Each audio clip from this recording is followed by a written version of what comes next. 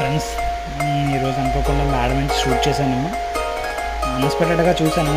చూడండి, ఆ రెండు పక్షులు, ఆ రెండు పావురాలు చూడండి ఎంత ఇదిగా ఉన్నాయో. చూస్తుంటే రెండు కళ్ళు సరిపోవట్లేదు. తన ప్రేమను చూడండి ఎలా చెప్తుందో.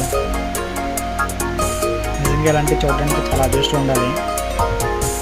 అంత ఆసంగా ఉంది.